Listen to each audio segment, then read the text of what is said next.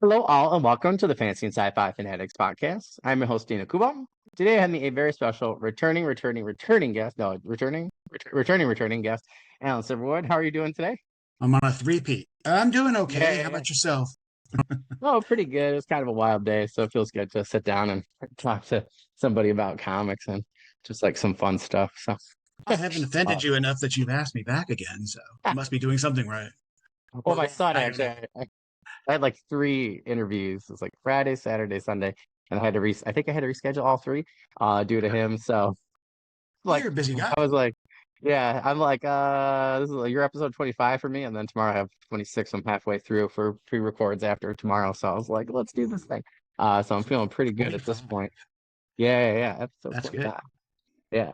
25. That So I feels know better. you've been here before, but maybe if people haven't, watched, Alan was actually, just so people know, my very first episode of the podcast. So make sure you check that out. That was your first Kickstarter that I backed, actually, the Spies Among Us, which was awesome. I actually did uh, um, where I opened up the mail actually that you sent me for that. So that'll actually be making its rounds again this week when the interview drops. Make sure you guys Cool. check those kind of things out in the description. You'll see me and Alan's first interview, our last one as well. For Sky Guy, that was awesome. I actually opened up that one too, I think in the same video. So make sure you guys check those out. I have both of those. They're absolutely awesome. So super, super cool characters and universes. So but Alan, do you mind telling us a little bit about your background, maybe in comics or writing, in terms of, different genres, things like that? Yeah, I mean, it's funny. Well, I'll give you the slightly not abbreviated version, but I love telling the story because it's funny. I started doing comics when I was 5 years old and did not know what comics were. I had not read comics. I had read probably some Dr. Seuss at that point, or whatever. But I was sitting with some paper and a pencil at our coffee table in the living room as a 5-year-old kid, and I had this idea. I was afraid of the garbage truck when I went by because it made so much noise and did so many things. As a little kid, it Okay. sort of scared me. So I created Trash Can Man, and I made this little, and it was sequential art. I did not know what I was doing. It was just Oh, that's instinctive. awesome. So I created this little stick figure guy who had an upturned, those old round metal trash cans I used to have. Oh, yeah, yeah, It yeah. was one of those, so it was like a suit of armor, and he could get Oh, his that's arms cool. were out and his head was out, and he used the lid, because they had those lids. He used the lid as a shield, and he had a sword. That's And I awesome. drew like a garbage truck, and it had like teeth. It was kind of anthropomorphized, and he that was his enemy. He was the trash can man. He was fighting this monster garbage truck, and there was like That's this little awesome. sequence of pictures of him. I think I redrew it and I put it someplace. I probably still have it. I should show it someday. It's kind of funny, but it was like that was it. That was this little idea I had when I was 5, and of course later I discovered comics. I loved them, of course, discovered books. I was given The Hobbit on my birthday. I think when I turned like 7 or 8 or something, and Oh, that's cool. I read that, and I read that, and I read that, and then my brother and sister-in-law who'd given it to me, they were like, "There's more. You know that ring he finds? There's a whole other story. There's more to that." And I'm like, "Gimme, gimme, gimme!" So the next thing I know, I'm reading Lord of the Rings, and it was like, and gone. I was done. I'm like, I'm a bookworm by that point. So by the time I'm like 10, 12 years old, I'm a bookworm full on. Um, and then I got kind of like, I had done some comics, but I had gotten more interested in like fantasy and science fiction novels. And by the time I was like, I don't know, I want to say 18 or 19, I kind of gravitated back into comics. This is about the time that suddenly Frank Miller did the Daredevil run, Oh, jeez. and I Yeah. just happened to be there for that, and it was like, holy crap, this is great. And I'm like, I'm into comics now. So I got big comics, and the next thing I know, I'm like, I want to do this. I want to get into comics. So I started going down to San Diego Comic-Con. Now, back then it was still the biggest show in the country, but it wasn't that big. Like it is now, but it was big. But I was going down there, and then I started meeting, you know editors from Marvel and stuff. And I went down there 2 or 3 years in a row, and I wound up meeting Richard Starkings, who was on staff at Marvel UK. doing a book for them that, like, I guess they weren't feeling like they were getting a lot of love for here in the States, but I had read it, I liked it, so I was able to talk to them about it, so they were like impressed with that. And Richard's like, you're from LA. I'm like, yeah, I'm from LA. And he's like, I always want to see LA. I'm like, well, why don't you come up and visit after the show? And he did. And we hit it off and we made friends and hung out. And the next thing I know, he'd gone back to England and then he moved to New York. And he was in New York and he calls me and he says, there's an opening. I was working for a magazine company in LA at the time, just, on staff as an, assistant editor, editorial. And he said, there's an opening coming up here at Marvel for an assistant editor with Bobby Chase. He's like, why don't you apply for it and come out here and stay with me in New York and get the job, kind of thing. And I'm like, you on it. So I'm like, I loaded up my car. I sent in an application and I drove to New York. And I was in New York and I was only there a few days. Had the interview with Bobby Chase. And I'm like, I don't know what's going to happen. Suddenly I start freaking out. I don't know what's going to happen if I don't get this job, because I only planned on getting this job at Marvel. I don't know anybody here but Richard, and I'm going, I get the job. So I go to work for Marvel Comics just like that. Boom, I'm in. And I'm working for Marvel Comics. So I did some work for Marvel Comics. I worked on,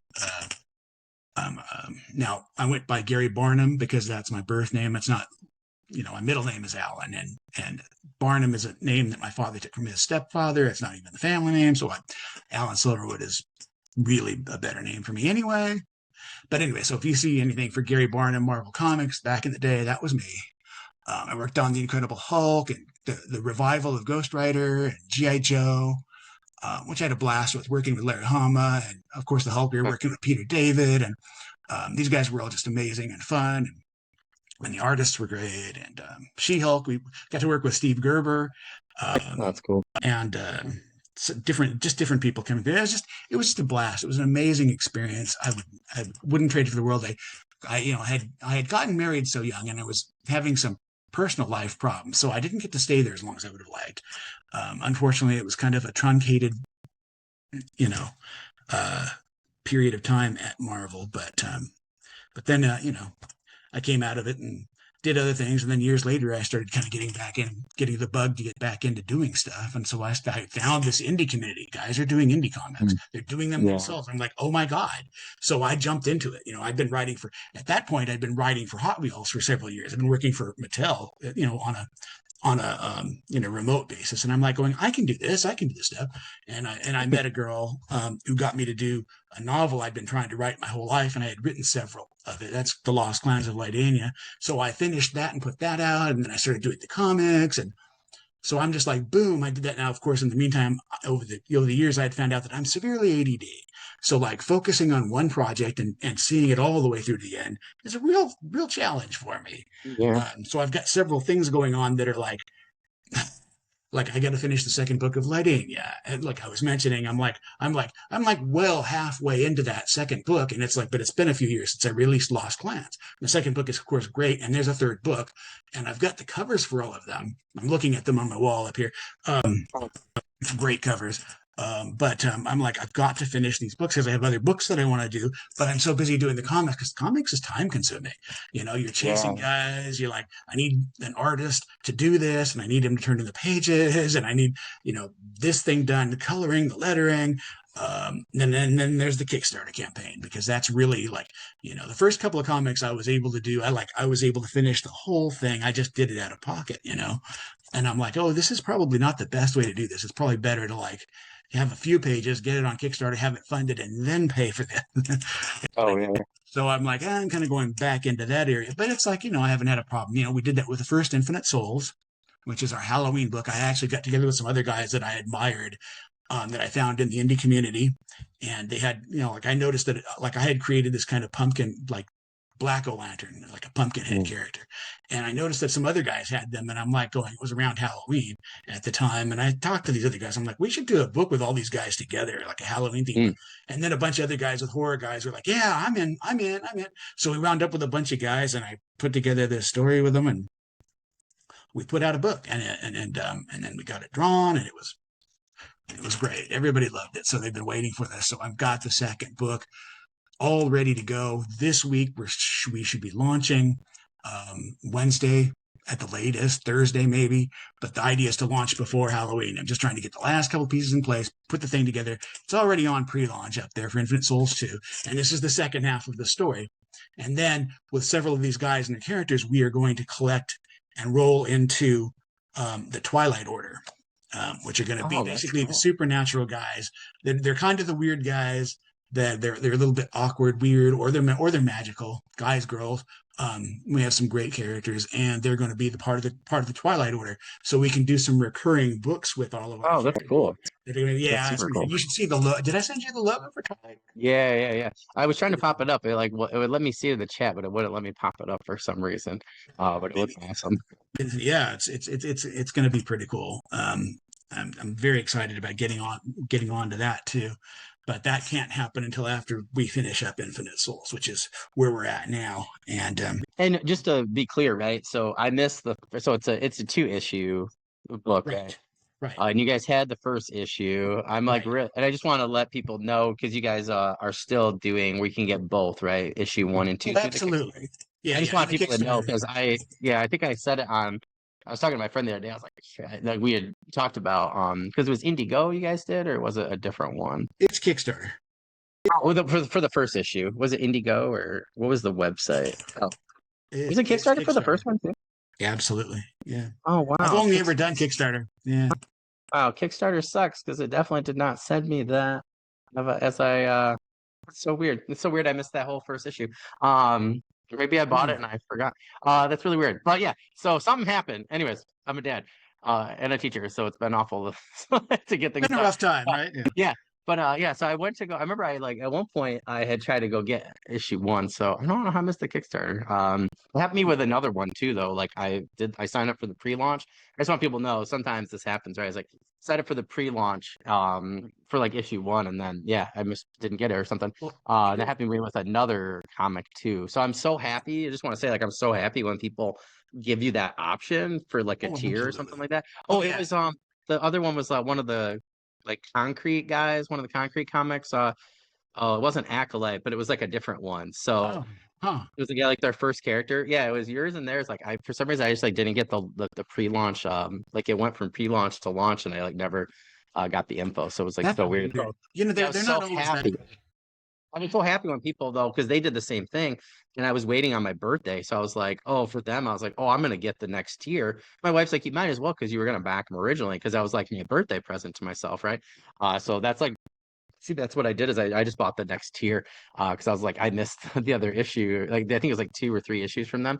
But I'm so happy when people allow you in the next run, so if let's say, right, if you did another one with SPIs, I think it would be cool to to have some of those back ones if possible. You absolutely have to. I mean, I think it's just really essential. It's the only answer. I mean, really, if you've got a book and you're more than 1 issue in, and you're throwing it out there, somebody might be seeing it for the first time, and it's like, hey, and it looks interesting to them, and they're like, yeah, but I missed the first 2. It's like, but here's the thing, they're right here. It's $90 on the concrete one because they allowed me, because it was 2 characters, and that's what it was. Is they did 3 comics or something, was 2 joint characters joined forces, kind of like Green Arrow and Green Lantern used to. Yeah. I love that stuff. I love them, right? I love the team ups, right? But it sucked so bad, to miss that first set. And I was like, well, maybe I'll get the 2 separate characters because the issues were really cool, and they sounded really neat. But I was so stoked to find that if I just spent 20, whatever it wasn't bad. It was $20-$25 more. I got the other set, the other Kickstarter that I missed. So I mean, and it was so much nicer. This is the truth about Kickstarter, is that you can't, as a little indie guy, you cannot charge as low an amount as like Marvel and DC will charge at a comic book store. We have to charge a higher rate, and that's hard to kind of say, we got to sell you. It's really worth this, but you're also backing. You're actually part of paying for the creation of the book here. You're not just paying to make some CEO rich someplace. You're actually making the book possible. So it's it's worth the extra kick in. But also, it was what about what you were talking about? The thing I've seen a lot of guys do now is if they've got several issues in, they'll put up a Kickstarter, and their latest issue might be, let's just say it's book 6, and they'll say, this is such and such a book 1 to 6. not just number 6. It's like 1 to 6. So it Oh, tells you right in the title a lot of the yep. times that it's like you can get all of the books in the series in this campaign. Which I'm like, Yeah. oh yeah, that's one way of putting it. If you've got enough books out in a series and you want people to realize that they can get all of them in it, it's just do all that. Confuses me though if I've been following it, because I'm like, I don't need 1 through 6. I just want 6. Where's the just 6? Oh, I'm like, no. But of course, it's just for number 6, and then of course you can get all the first 5. yeah. Well, I've You seen know, people I do see a it lot of that. for Yeah, I've seen people do it for books too, which I appreciate. Like Rob J. Hayes, like Michael R. Fletcher, they'll do that, right? So, like, let's say when you have your book two, right, for Yeah. your fantasy series, let's say you kickstarted it, right, and they'll do the Kickstarter as that, but then they'll do like another tier will be like, oh, to get the ebook with this book, or like the special edition of book two, get the ebook for book one to get people in that way, or maybe you want 2 physical copies and you get like the original paperback, but then you want maybe 2 special editions. And I've seen different ways that people have done it to entice people, like maybe want 2 matching, like special editions, like whatever, right? If they're really cool. But I have thought it was really interesting, like the last couple of years, because I backed a Kickstarter right before the pandemic. I still never got it. So I don't know. I've like tried to message them. It's been years. But I was like, whatever. It was like And 45 occasionally bucks. that Yeah. I was happens. like, yeah. So it was whatever, but yeah, I keep getting updates, but yeah, but there's like some that like, yeah, it was really interesting to see like how they did their different tiers, because I do feel like the last 3 years in particular, like really 2 years, like people have been doing a much better job offering very unique things or trying to get people into another series or, Yeah. a previous Kickstarter, or I don't know. I just think people are doing a lot better at, really like showing a buffet of, the different tiers and, what you I can hadn't get and stuff. So I hadn't really thought about using Kickstarter for novels as much, but I do see more people doing that. It's for me, I'm thinking more comics, but as far as, offerings and stuff, it's like sometimes the best thing you can do is the simplest things. I mean, there are guys out there that are doing like t-shirts and caps and, like wild amounts of prints and everything. It's like, oh my gosh, that's a lot of stuff. Well, if you can do that, that's great. But also sometimes I just want the comic, you know? yep. And Yep. it's like really just do the comic, do it good. I'm there, Yep. I don't really Yeah. Well, need some people, yeah. all this extra stuff, but Yeah. it's like you Some never people know. like digital. They'll like do digital and you could do digital, or you could do digital and print, or you could just do a print. I'm always like, I just want a print. I want it signed. Like that's pretty much like Oh that's yeah, mostly yeah. what I do, So I I like, I did the signed on the first campaign, and that turned out to be like a logistic nightmare. And I'm like, so I haven't really offered signed copies. I guess if somebody ever really wants it, they could ask me, and I can figure it out for them. But like, it was it was kind of a logistical nightmare to do the oh, signing it's because it was hard. like Yeah. you had to have it sent from the printer to you, do the signing, send it back to the printer. So there's all this extra postage occurring. So that's extra expense, and like you got to watch your expenses, especially in this economy. But yeah, so there's all these different things you can do. I'm just like trying to deliver the best possible story um that I can. That's at Yeah. the end of the day, I'm like, I just want to deliver a story that makes someone, go, this was fun to read. I enjoyed this Yeah. story. It's like if I can get that there, and it's like, yeah, I don't typically have any. I haven't had any complaints. I'm like, I guess, I used to be in school. I was the kid who did creative writing. They had you do creative writing. It was like everybody write a story. I was always one of the ones that the teacher read, like invariably. I don't think I ever did creative writing where they didn't read my story as one of the stories they picked to read to the whole class. They'd pick a handful. I was Yeah. always one of the ones they picked. They always picked my stories, and I was like, people just like my stories. So, like, again, as a kid, I always kind of knew that storytelling was going to be my thing. Um, there are easier roads and paths that a person can choose in life than that. Believe me. These are not the days of the wandering troubadour, Yeah. where you where that's like a big thing, so much. But Yeah. yeah, some writers get big, but I'm happy if I can just, again, support what I'm doing and and make a few people happy. That's like Yeah. give somebody some fun, and I've got a steampunk book, the Sky Guy, and that went over this earlier this year. That went over well. The Sky Guy is out, and the next book is in process. Spies Among Us, the third book is already drawn. The whole book is drawn. I just need to do the Kickstarter for that. And Yeah. then there's a companion book for that called Reality Rangers, which has met with just at the initial reveals on that have met with great interest. So I'm like, okay, well, that'll come out. And that's part of the SPIs kind of universe. And then, of course, there's the Infinite Souls thing, which actually in Infinite Souls, my character, Black, was based on Black Terror and Nightmare, which are public domain characters. I did a mashup called Night Terror. People love this guy. And he's in this book. He's in Infinite Souls, but he's also in Reality Rangers. He's also part of my Spies Among Us universe. So working on that guy, a lot of fun. I think that guy's he's got legs as far as like doing something more with him. But yeah, so it's really fun to just kind of like go like, how can I just like finish all of these different series that I'm working on? Yeah, like how can I get them further along? Because there is a point in that I'm trying to get each one of them to, that like once you get to that point, it's like, okay, that's good, and then we'll see where we go from there. So I'm just trying to get there. And the same thing will be with my novels. You know, it's like I have this trilogy for Lydania, and I just need to get to the third book in that, and then I can, you know, I've got some other things that I'm trying to do that I think will be really good. And I'm like going, God, I just need to write more. And of course, I've had this writing block problem. I've had some health issues.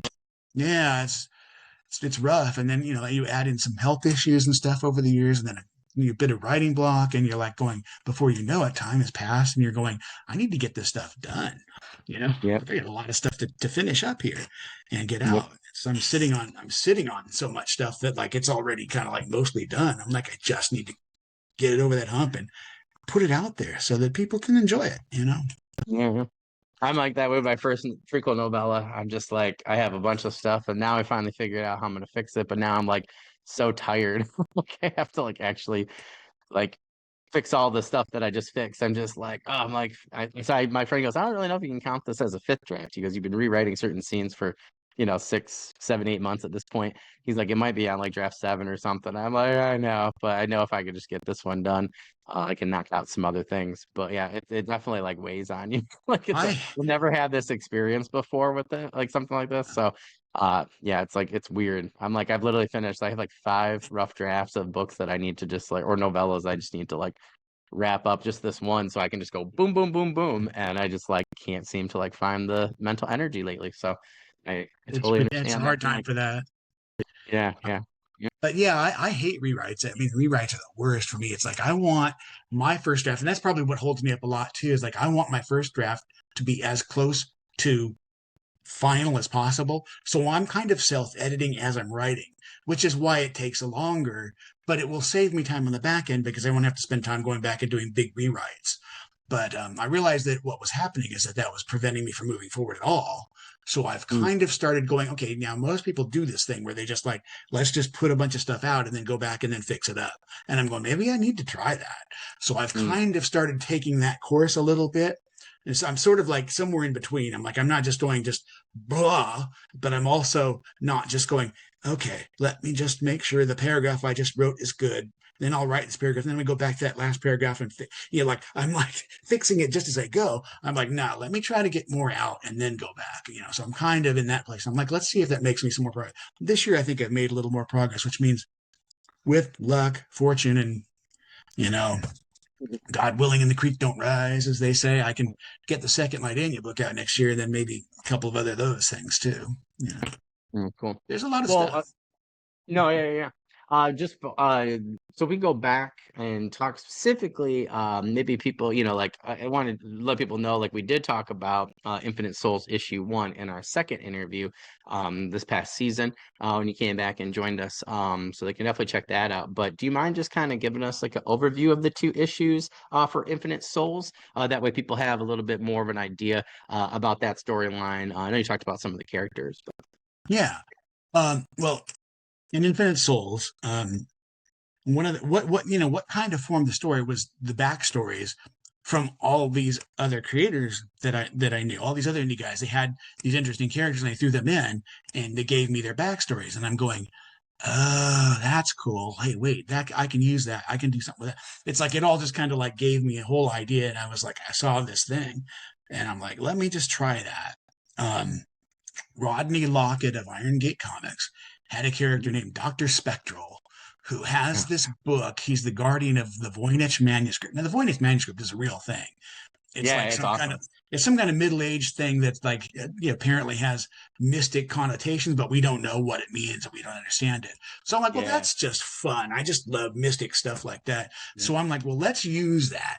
And then Roy Johnson threw out Saint Samhain, who is this former lieutenant of death, and Oh, that's cool. he's like your big bad. And I'm like, that's perfect. So I've got a big bad and I've got a big good.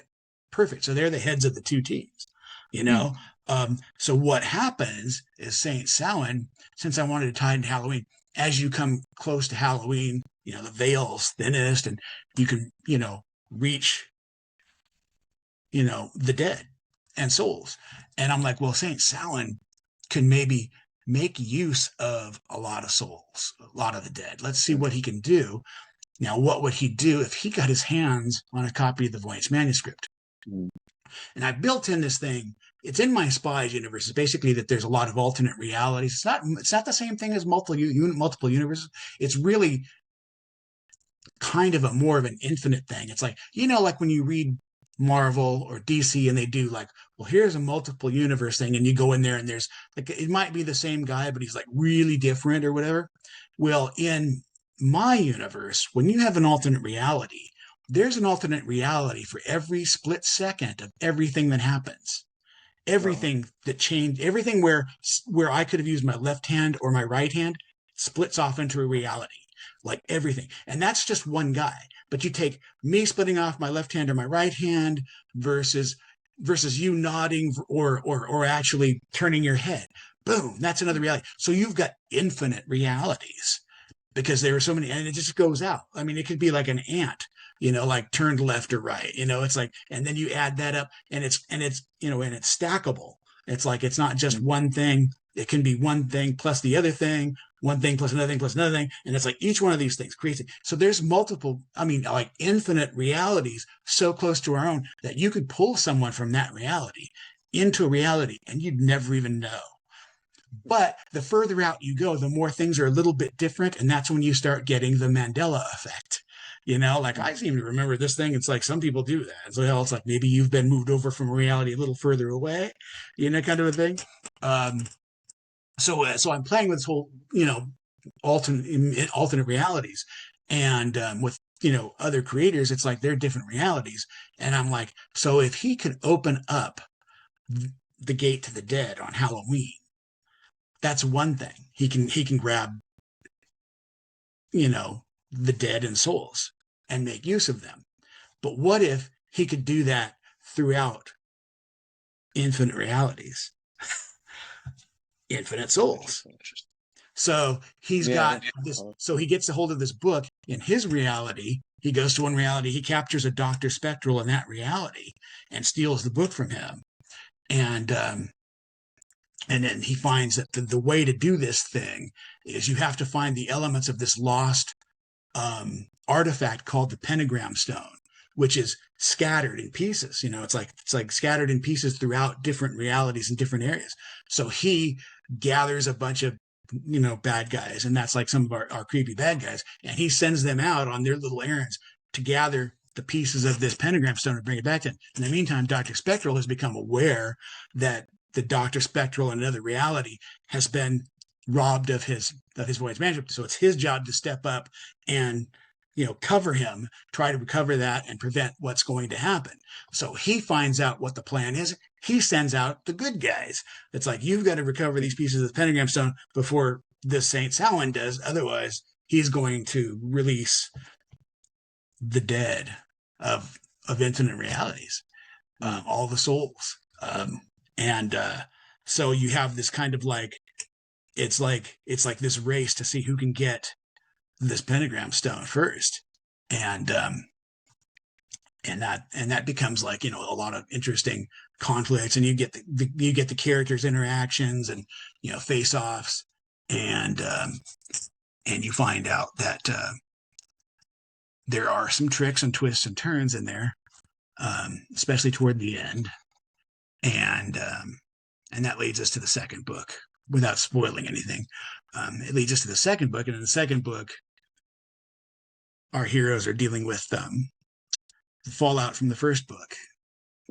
and whatever that may happen to be, without giving away how that turns out. That struggle to achieve, it's like what do you call, like a scavenger hunt for the pieces of the pentagram stone. How that turns out, it's like we'll see what happens, and then it's a matter of like, well, what do you have to do now? What's the next step? And there's some tricks there are ways to defeat St. Salmon's plans. It's not going to be easy. And I happen to have a couple of extra people that I kind of brought in who had characters that were also interesting and tied right into this thing, and I loved their characters. And I'm like, you gotta come in and be part of this. So I had a couple of guys, and one of them is Dale Yaddo, who has a character named Seance, and I just loved the character. I'm like, she's great. I'm like, so I brought her in at the very tail end of the first book, and she kind of helps us lead off the second book. So it's kind of like she's the bridge, but she's a part of this. She can basically like, what's the word I'm looking for? She doesn't eat ghosts. She can kind of like draw their essence in, and then control it and use it as a power. So that's kind of cool, because there's like infinite ghosts running around, and she's like able to do that. Of course we can't have her overload, so there's going to be like some balance and some trick in there. And then there's different guys that do different things, and it's like, how are we going to figure something out that can kind of like counteract this? And it's going to be some unsuspected things that are going to be kind of interesting. Little bit tricky stuff, but that's, so the second one is basically coming to bring this particular problem to a conclusion. But the guys that have formed, these guys, a group of them will, like go, okay, we've got another problem here, and then it's like, okay, well, we need to solve these things when they come up, and that's where you get your Twilight Order. And so we can do more books past this with similar types of things. It's kind of like, it's like we've got these pumpkin head guys running around, and these guys that just look weird and bizarre. So you've got, have you seen the cartoon Creature Commandos? Oh yeah. I just love that. So you've got like monsters fighting the villains, and you've got things like Doctor Strange, and you've got things like Swamp Thing, and like Stranger Things, and like just like a lot of that kind of bizarre, weird stuff. That's all really, like, people who like that kind of stuff are going to love this book. That's who this is for. This is for those guys, but also like with that element of superhero stuff, it really does have a little bit of kind of the Doctor Strange, but a little bit weirder. I was always a big fan of people like Dr. Fate and the Spectre. I love Dr. Fate. I love both of them, man. Spectre. Power Man was another one. Oh, and there was there Dead Man, and a lot of Dead Man was cool. A lot of those weird guys. Yeah, so it's got kind of that kind of vibe a little bit. I like that though, because what the heck was it? Because they had like their own league for a while, like Dead Man. Justice League Dark. They did a Justice League Dark. League Dark. Oh, it was so cool. Yeah. I loved it. Well, I liked it. They had that Justice Society of America that had been reissued like early. I think it was like before. Had been right after 9/11, so it was like probably 2 years after that. And I loved it. It was such a good run. I love some of those guys. They were coming back. Yeah, they were coming. Like Dr. Midnight had a huge part to play in it. They were bringing back, and you could tell it sucked, right? They had the best, but that was when like all the like great DC guys were being bought over to Marvel and vice versa, and gals, right? Like they were just going back and forth, and like, which I don't blame them, right? It was like great. It happens every few years. Yep. But it was like they were going for Justice League Dark. Like you could tell, like they were going that way with the Justice Society. And it was one of the better like comic runs I've ever read. And the art was amazing. And I was so bummed that they didn't quite get there because everybody jumped ship like back and forth. But I love that concept. There's a Justice Society running right now.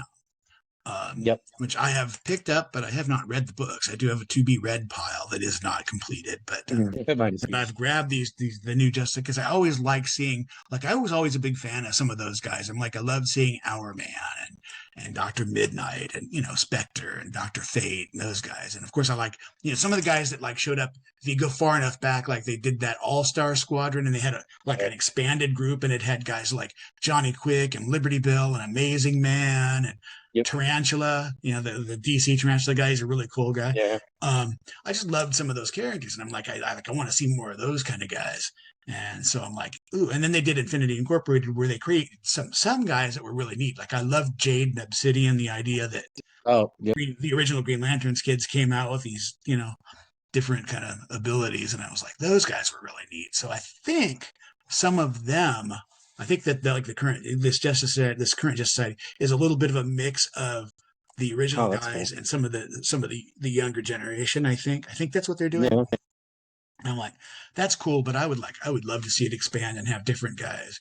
In my mind, I always wanted to do those books. I would love to do team books for like DC or Marvel. And I just playing with the teams in my mind. It's just like I have these ideas that's like people would love that. I've written them like in groups on Facebook and stuff, and people just like they really gravitate to these ideas, including a couple of things that I actually was pitching when I was at Marvel that never wound up getting done. That like could still be done. It would be really cool. That's cool. Yeah, there was a group, one of the groups that's a big inspiration for me for Infinite Souls and Twilight Order.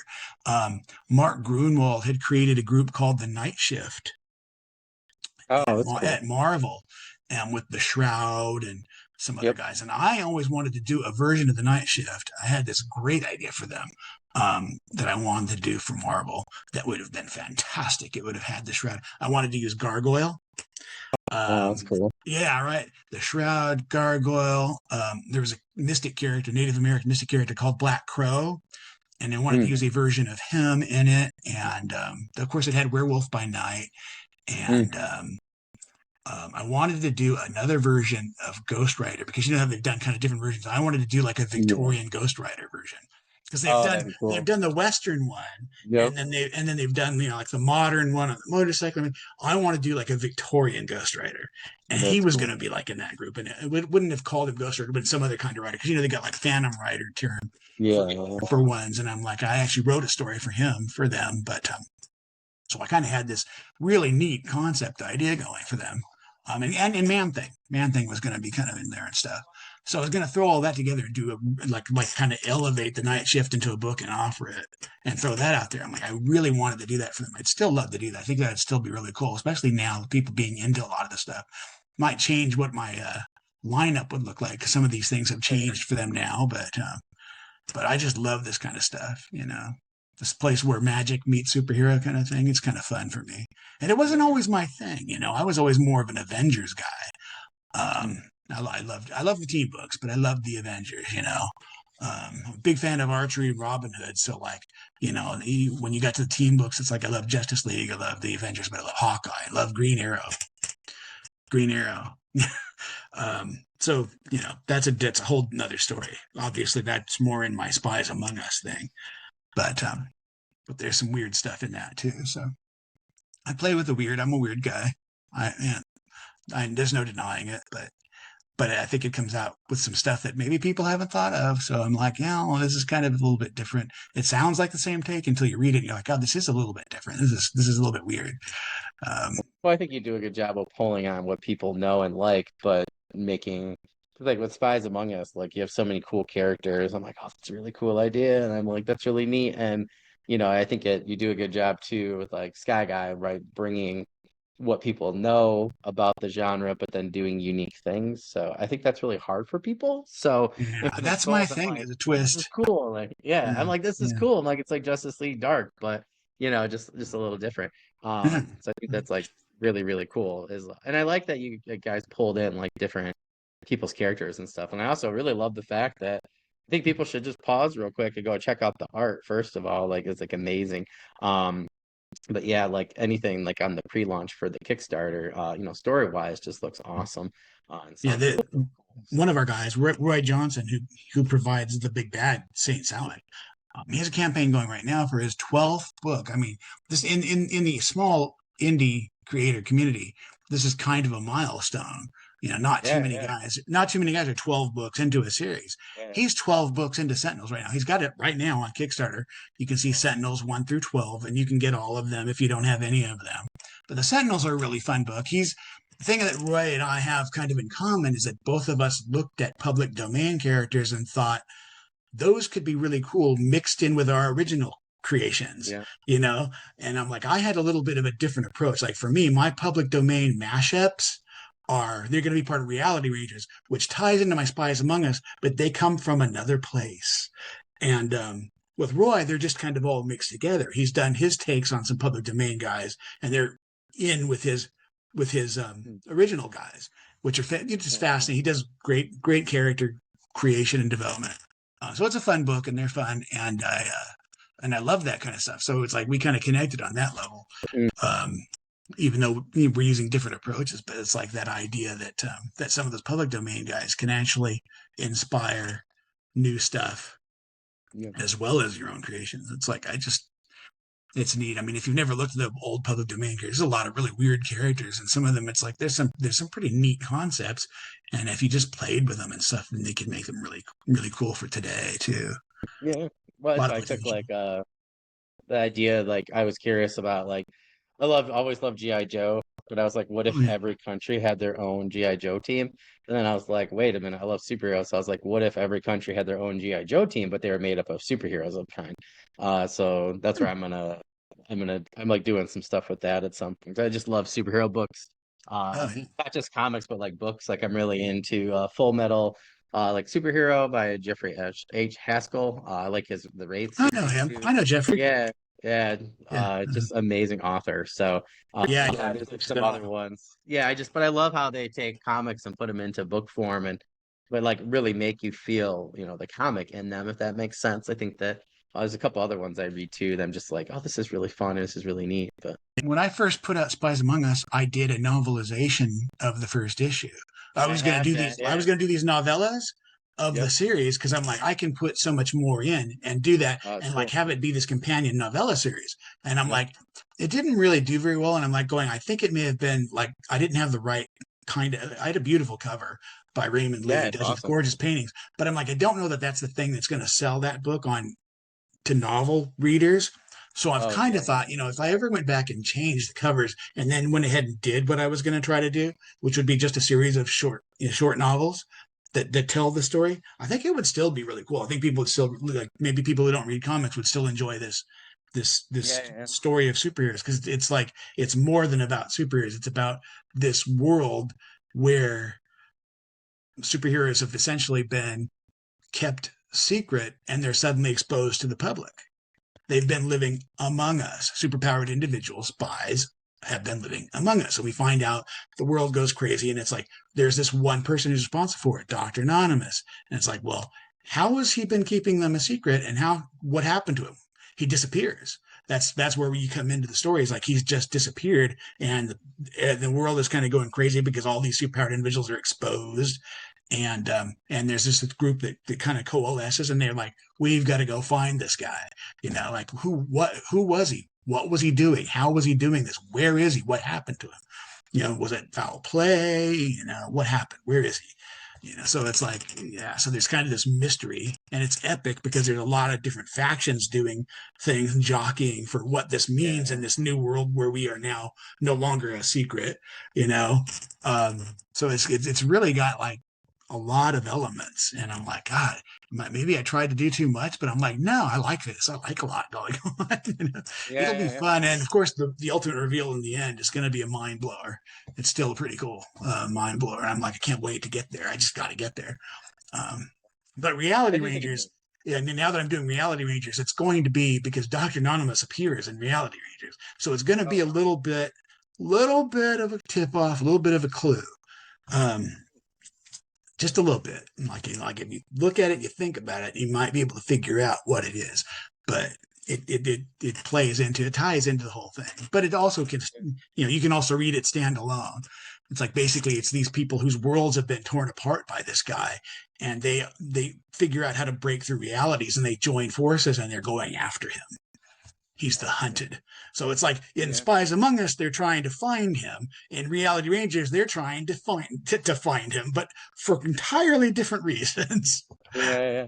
Yeah. Don't worry, guys. I let Alan use my title for my book in that segment, The Hunted. So it's okay. It's not Oh, copyrighted. We're all yeah. No, good. no, it's not. It's not. Yeah. I had somebody ask me that the other day because somebody randomly like just happened to mention it, and they were like, "Were they talking about your book?" I'm like, "No, they were just like happened to use those words," which is why I chose the for the title. Is like it pops up quite often, and you'd be surprised Yeah. at how often I've talked about it. Just like randomly, I always laugh. Like, yeah, it's I funny. love it. I know we're winding down on time, but I want to ask you this question because you have a lot of really cool characters. So, if you could meet any of your characters from comics or your books, which one would it be? And Ooh. what would you want to ask them? Like, what would be one thing you'd want to ask them if it's not spoiler? Oh, that's an interesting concept. I hadn't thought about that. Who would I want to meet? And what would I ask? There's so many characters. I have to think about that. I know. I was Um, like counting. I was like, this is a lot. and then like at first you start to think, oh, I wouldn't mind meeting, and then you're like, oh no, but no. Oh no, you know. Who would I want to meet? Oh, wow. Um,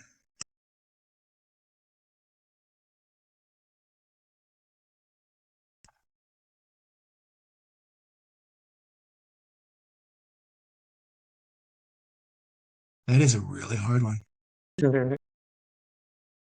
Um, Is there somebody you wouldn't want to meet? Quite a few. A lot of them. A lot of them I would want to meet. And of course, all of the villains I wouldn't want to meet, but some of the heroes I wouldn't want to meet either. That's what I was thinking. It's like, God, I wouldn't really want to meet some of these guys. Um, kind of have to go through the books here.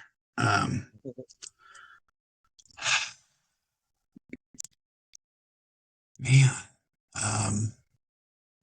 I don't know. I think you might have stumped me on that one. Um, You want to know what I thought you were gonna say? what'd you think?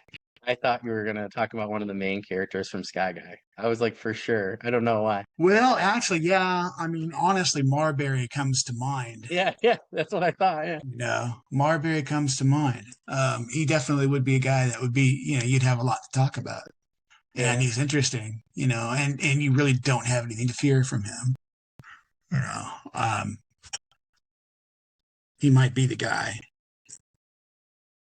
I think it's good though if it's hard. I think if it's an easy question that Yeah, not no offense to anybody that's answered this and it was really easy for them. But I think yeah, I like the people that have the most work tend to have the hardest problem to pick. You know what I mean? Which I think is like yeah, totally fair, right? Because yeah. if you really worry about character like you do, I think it's a really hard question to. Yeah, I mean, you got to go through their depth. It's like, I think, Yeah. oh, gee, Wild Swan would be kind of neat to meet. And then I'm like, going, but she's kind of mean. I'm like, I don't know. She's kind of a problem. Yeah. She's such a great character, though. But, like, I mean, that's the thing about all these characters is that they're great characters. Like if you ask me that question for your comics like alone, like I don't know if I'd be able to pick. Like yeah, so I was curious at what you were going to say because I think it's really difficult. So, yeah, which I it think is again hard. is a good thing on your part. You know what I mean? To in providing like that's why I was asked this question, right? I had a Yeah. friend. He was like, "Hey, you should ask this question to me," and I've just been tweaking it ever since. And it is a really good Actually, question. Lenari in Lydania. Lenari, Oh, okay. she's the Hagana, um, one of the Hagana in Lydania. Lenari, she is truly a pure heart, Mm, and a really fascinating character. Um, and she would be a great one to meet. And it's like, why did you get in? How did you get into the Hagana? How did someone like you wind up as a Hagana? Because it's like a secret yeah, society of like warrior monks, and yet she's kind of a pure heart. It's like, how did you wind up in there? That's yeah, an interesting story. yeah. But Lenari would be a good character to meet. Mm. She's pretty neat. I have this fantasy that someday I'd love to have all the characters from Lydania drawn by somebody who does fantasy characters. That would be cool. Um, That'd be a good yeah, Kickstarter. That'd be a good tier for you for a Kickstarter for like book 2 or 3 or something, or like a special edition. maybe that's a Yeah, good idea. Thank you. Yeah, that Yep. might be a really good idea. Just like have a sketch of several of the characters done by somebody who does that. Yep. That'd be really It's neat. rare, but there's like it's rare that I'll buy some, but like like a higher tier for that. But there have been some characters I'm like, oh, it's just like too cool of art, or it's like Yeah. an alternative cover or something, and they'll throw it in for like $10, right, for a tier, and I'm just like, why? I'm like, now I have to have that. So then I'll go another $10, right? But if everybody does that, right, if, like on average, right, if you get 20% of people that do that, a lot of times you'll get into that higher tier. So Oh, I sure. have seen that, like the art, like so. I just want to mention, like, because like people should check out Herman Stewart Angle is a friend of mine, and if you check out his last couple Kickstarters, he just does some amazing stuff. With the character art, in some of the tiers he provided, like it's like this first one was like bartender at the end of the universe or whatever, and I'm like blanking on the exact title. Sorry, Herman, but it was cool, right? Like great books, but like he provided, because the main character was a bartender, he provided drink recipes. Oh yeah, And yeah, he, yeah. yeah, and it was like, Absolutely, it's but great. there's like, but art, he had the art was really cool on them. And at the time, I was like really strapped. I was like, oh, this stinks, but people put us into the next tier. So I got the digital copies, and they're like absolutely amazing. And they give me some great writing. So I think the art is just, you have so many great characters. I think the art would be really, really neat, That would be particular cool. for Lidania. But yeah. And I mean, I tend to think in terms of simplicity as far as like how like a lot of guys will do characters and they just put like all of this stuff all over them. And it's like all of this Oh, stuff. And it's yeah. like, yeah, it looks kind of cool, but it's like, that's just, there's like, I can see problems with that, like functionally, if you're trying to actually do something. And I'm like going, I don't want that on my character. My characters don't want shit in their way when they're trying to do stuff. So I'm like, I don't put a lot of stuff on my guys. It's like you'll notice most of my characters are relatively simple. Oh, yeah. There's two reasons for that. Part of it is like in my mind, if I'm decorating up to go out and do something, I don't want a lot of stuff in my way. But B, like for comics, it's like if you're going to have a character that you might have to have multiple guys draw and redraw and Yeah, draw him yeah. several times over, how complicated do you need this guy to be so you don't make your artist's life a living hell?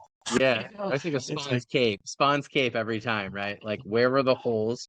Where are the frays? It's like, and I talked to some artists. I'm like just really tired today, so I'm blanking. But when I went to the Phoenix Comic Con like 10 years ago, like there were some really amazing like Spawn artists and writers that were there. And I just asked them, I was like, because I used to draw Spawn back in the day when I was going and illustrating myself, and I was like, there was so many times my teacher was like, you pick this character all the time. It's like the hardest character to change from medium to medium or to change the size, because this cape alone is just like, it was just like, he's such a detailed character if you actually look at him. The spikes on the gauntlets and stuff. I mean, just the yeah, mask alone and the different he's always shadowing and stuff. just a little bit of, Yeah, well, he's like one of like the with hardest me, characters. I mean, with me, like there's a few things and characters that I have that just a little bit, um, it seems to throw artists when I'm like just trying to get like a reference from an artist. It can be really hard for them to kind of get the concept. Like, I'm just trying to get this very specific thing, and it's like it's not a complicated thing going forward once you get it right. But to get them to Oh, get the concept right the first time can be yeah. really challenging. I just Yeah. did a guy like Night Terror has a sidekick. He's based on the public domain Nightmare. Well, he's inspired by the public domain Nightmare and Black Terror. Black Terror is very famous. But both of those Yeah. characters had sidekicks back in the day. Like what was Nightmare's sidekick's name? Was it Sleepy or something like that? So I'm like, I got to do the sidekick for Night Terror. So I've got this guy called Day Scream, and I was like, and I came up with him, and he's got this mask it's not quite the Questions mask, and it's not quite Oh, Rorschach's mask, yeah. but it is a full face mask that you can kind of see his features under in shadow, but not in like dark shadow. And I was like, just trying to get this guy just right. I just got him just right this morning. I have the artist that was doing this for me, Fernando Damasio. It's like he's so patient with me, like me trying to get things. It's like just right, because I was having him do the Steed of Night, which is Night Terror's horse, is the Steed of Night. That's cool. This bat winged, flying horse to get just right. And Night Terror has some of this like phosphorus kind of essence flowing around him, which makes him a little bit trickier. But I'm like, once you got it, it's not hard. But it's like just getting them there. But in general, most of my guys, you'll find they're pretty straightforward. Yeah. I'll do a lot of extra weird lining and like for some reason they took Superman, who had this basically really simple costume, and they put all these lines throughout like all the blurry, and I'm going, why? Why would that even be there? What is that for? Yeah. What's purpose does that even serve? It's Mhm. like there's no reason for it. It's like, it's like, okay, so there's lines. Is it ridges? Is it stuff that he can get snagged on while he's in the middle of a battle passing through Yeah. a concrete wall? I'm like, why would you do that?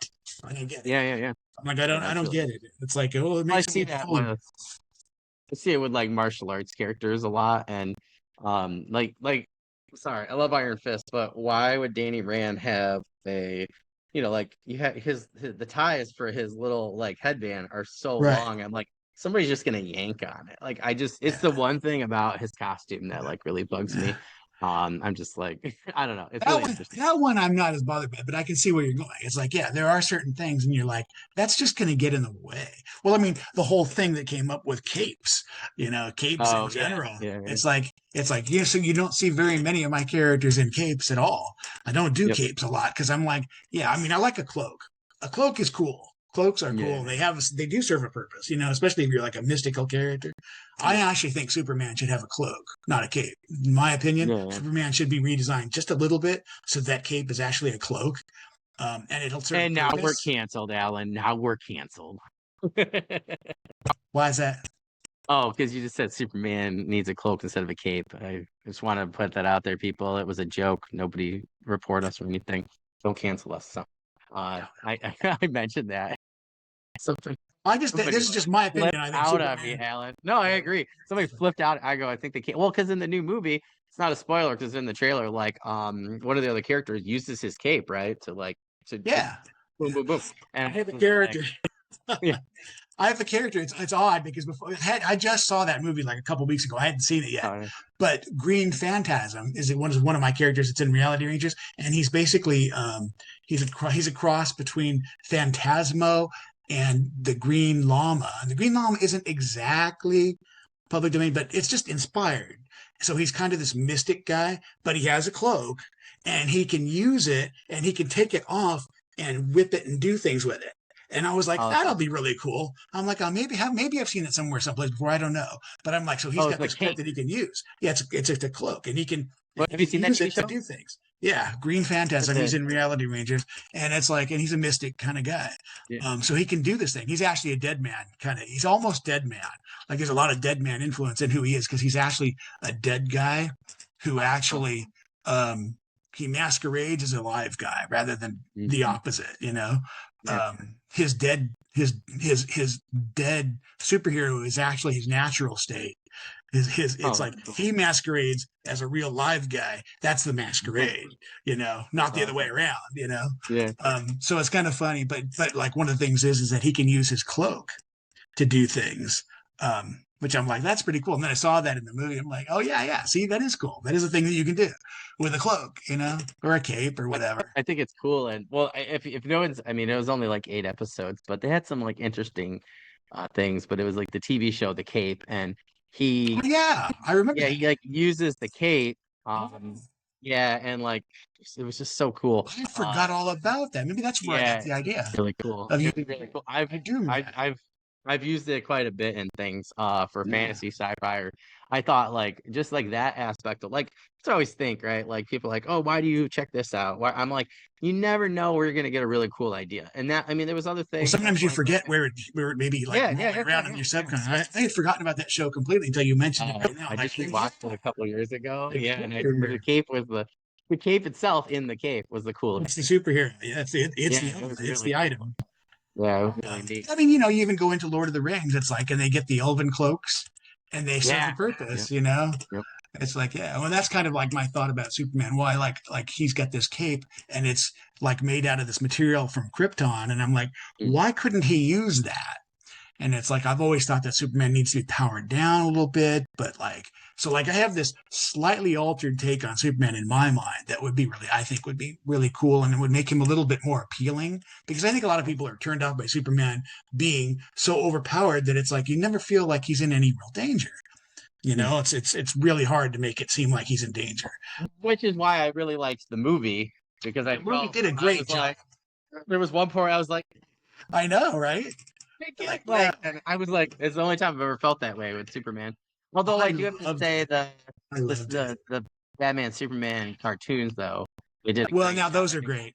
Those Justice Because League, he's constantly in danger. Yeah, that and the that Justice era, League too. the Justice League and the Superman, Batman, that particular era, those are fantastic.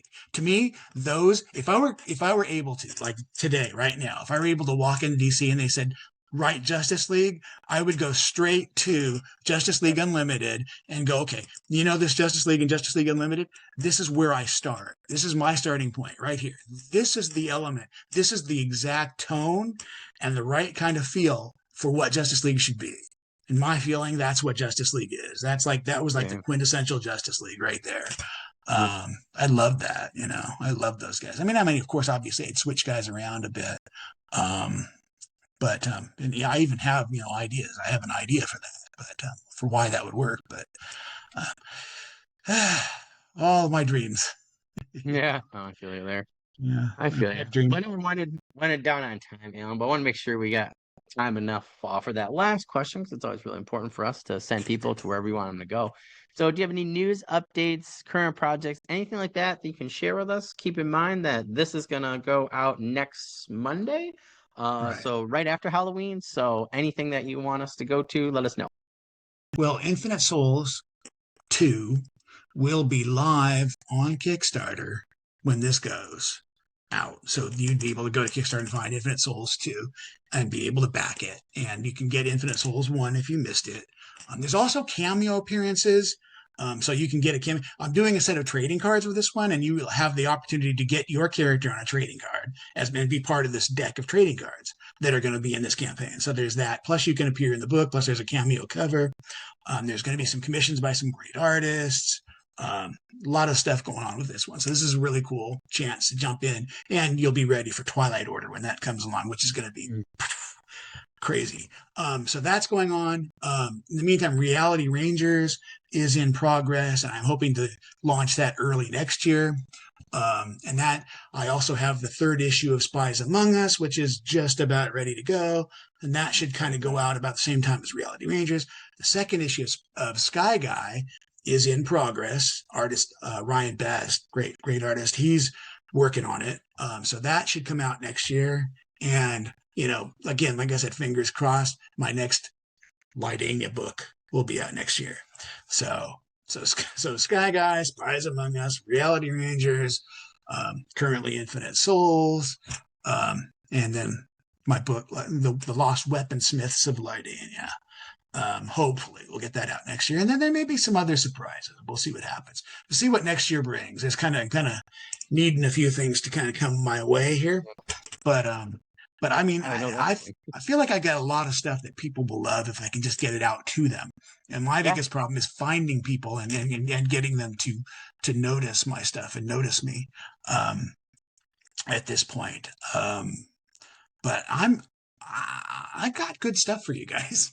I got fun stuff. Yeah. I'm like, please check it out. Have a look. It's good. You're going to enjoy it. So 60% of my Kickstarter money goes to your Kickstarters. That's like the amount of money I set aside, and then it's anytime you have something, it's like a big old chunk out of my Kickstarter fund that I use for the year. Oh yeah, gets taken, which I'm totally happy. I just want people to know I'm totally happy about it. But it's always funny. My wife's like, "Oh, what's coming from Kickstarter?" I was like, "Oh, just Alan stuff." That's great. It's just like over and over again. Yeah, I've only done a few. Like, what have I done? Like 5 or something like that, 4 or 5. Well, yeah, and I've only backed. So I've backed. Well, just recently I backed 3 more. So, I guess you're 5 out of 12 for me. This would make 6. I have so many. I'm a super backer. I've backed so many guys on Kickstarter, and it's like, and I'm like at the point now where I'm like kind of going, I have to back a lot of digital stuff, and I'm afraid other people are there. But it's like, but I really want the print, you know? Yeah. And in this case, you're going to want the print because you're going to want these trading cards, but for Infinite Soul. But yeah, I back a lot of stuff on there because I'm like, I don't really buy a lot of mainstream guys. I don't. Yeah, I go to the comic store. I don't buy a lot of that. I buy a couple of things. Yeah, a couple of things, but mostly I'm buying my stuff from indie guys now. That's where almost all of my focus is for as a consumer is in indie guy stuff. I'm a big Ghost Machine guy. I love their stuff, but I produced a lot so I could buy indie stuff throughout the year. So But you always get That's good stuff. I've always been pulled to indie comics or my local comic shop guy. He's like, "Why are you always asking me these weird comics?" And I'm like, "Because I want good stories. Like I don't want your yeah, typical." He goes, "Order these things." I'm like, "I don't want Saga. No offense, it's great, but I'm like."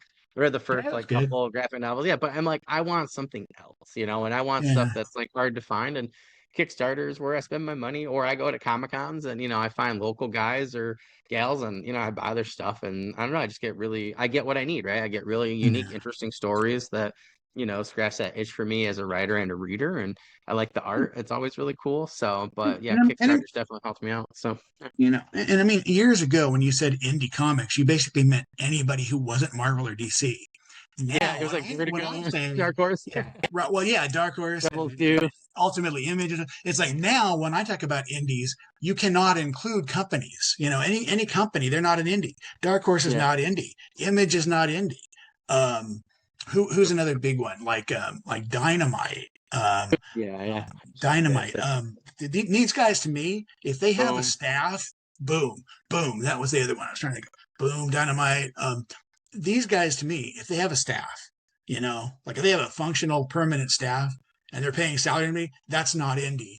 Indie Yep. is guys like doing their own thing, creators, maybe there's a couple of guys doing a little small thing. There are bigger ones of indies that are out there kind of doing things that I still consider indie, but like I don't consider like, what's the other one? What's the one that does all the big TNA stuff based on fantasy fairy tales? Their stuff Oh, always looks great. Um, I totally know who you're talking about. I'm blanking on who it is. I don't think of them as indie either. Um, They're they're, pretty big now. So yeah, they're pretty big. They did Robin Hood with a Y, and yep, she's got like the glowing eye. Why can't yep. I think of their name? I should, like I'm I not grabbed trying that to one. promote anybody, but Yeah, I I grabbed mean, it. I like some of the stuff that these guys do. Don't get me wrong. I will still follow or pick up a few of these things. I mean, I'm grabbing Justice Society from DC right now, and stuff. So I'm like, yeah, there's things. And actually, I think I just started picking up Justice League again because I've been rewatching the old Justice League cartoons. You Mm, mentioned them, and I'm like, I'm rewatching them right now, and I was like, I got so into them. I'm like, I got to see what they're doing with Justice League today. I want to look at it yeah, and read that and see what's happening. that's And fair. I mean, I know I like the editor in chief at DC, Marie Javins, who I worked with Oh yeah, at Marvel. She's absolutely spectacular. So I'm going, I've got to see, what's happening under her, under her yeah, leadership. It's like I'm like I can't imagine that there's not some good stuff coming out of that.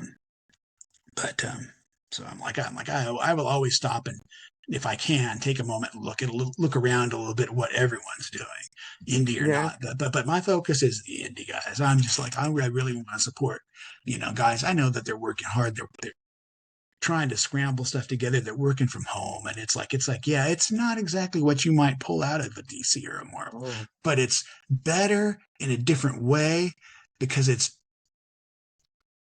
coming out of left field. A lot of it. well, yeah. I think there's a lot comes out of a lot of iron comes out of that fire too, right? Like Yeah, where yeah, yeah.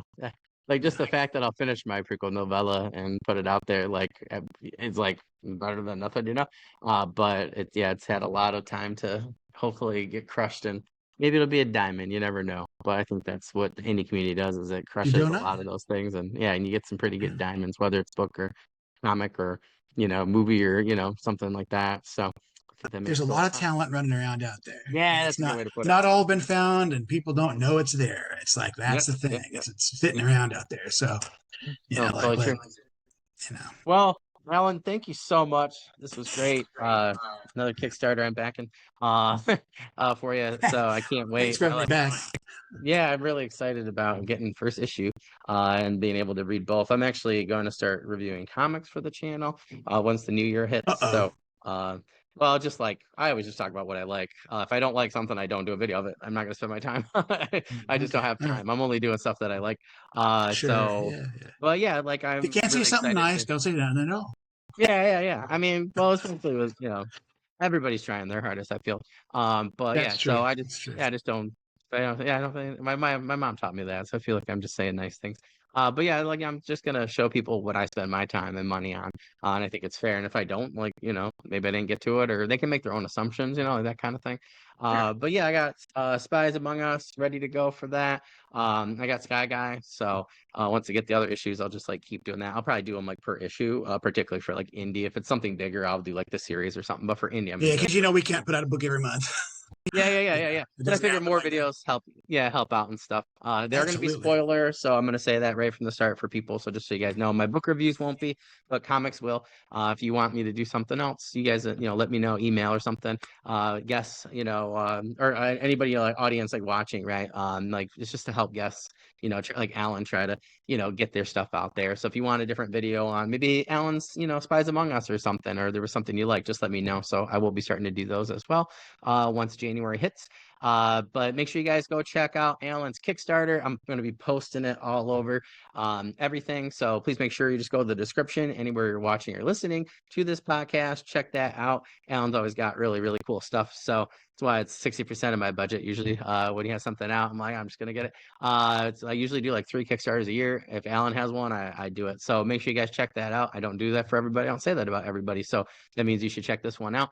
And then make sure you check out like the other things he was talking about too. We'll be posting those things as well. I found Alan on Kickstarter in particular, and I just check periodically to make sure I don't miss anything for those creators. So I definitely recommend that because, like I said, sometimes Kickstarter doesn't always send you updates and stuff, even in the app. So I found that out the hard way. So I periodically check for Alan and some other creators on there that I really like their stuff because I don't want to miss anything. And you can also go to their websites, things like that too. So I do that quite often, sign up for people's newsletters and stuff who I really like. So I got about 4 or 5 people, including Alan, that I do that for. So it might just be a good thing to sometimes bypass Kickstarter and those things in case you don't want to miss them, which I don't, particularly for comics. Alan, was anything else we can do? Just, send it to me, let me know. I'll share the pre-launch page again all this week, and then we'll share the actual launch page whenever you're ready. We'll just keep getting it out there like I did for Sky Guy. I actually have a pretty intense system I'm about to try and do for that. So I'm hoping that, helps you out as much as possible. But if there's something else I can do, just let me know and we'll share it and get it done for you. I appreciate it, and thank you so much. I mean, it is the thing that keeps us alive. It's the thing that makes it for an indie guy. It's like literally, it's like this is what saves us. This is what makes it possible for us to do stuff that people will enjoy. It's like we couldn't do our stuff without help from you. So thank you. Yeah. Anytime. Well, Alan, I hope you have a great rest of the day. I'll be emailing you tonight and we'll get everything situated for you before next week. But yeah, if there's anything else I can do for you, you know where to find me. Just let me know. Hey, you too. Same thing. All right. Sounds good. You have a good rest of the day, my friend. Thanks. See ya. You too. Take care.